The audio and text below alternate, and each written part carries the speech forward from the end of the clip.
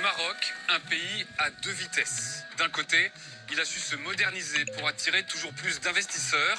De l'autre, les disparités sociales se creusent et les libertés individuelles restent limitées. Voici trois infos pour comprendre. Depuis 10 ans, le Royaume vit une petite révolution économique. C'est notre première info.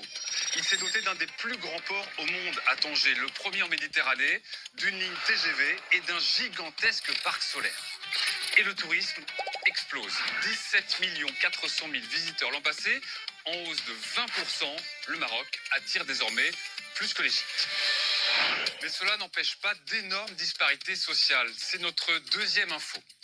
Le chômage dépasse 13% et plus d'un jeune sur trois est sans emploi. Le Maroc est le pays le plus inégalitaire d'Afrique du Nord, selon l'ONG Oxfam.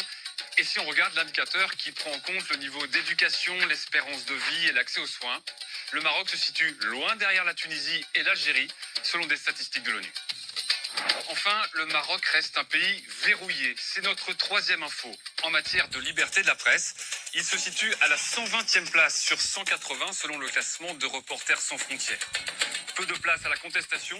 Ceux qui critiquent le gouvernement sont emprisonnés ou intimidés. Selon les associations de droits de l'homme, la répression s'accentue depuis 2021 et l'élection de partis proches du palais, mais aussi pour faire taire la colère.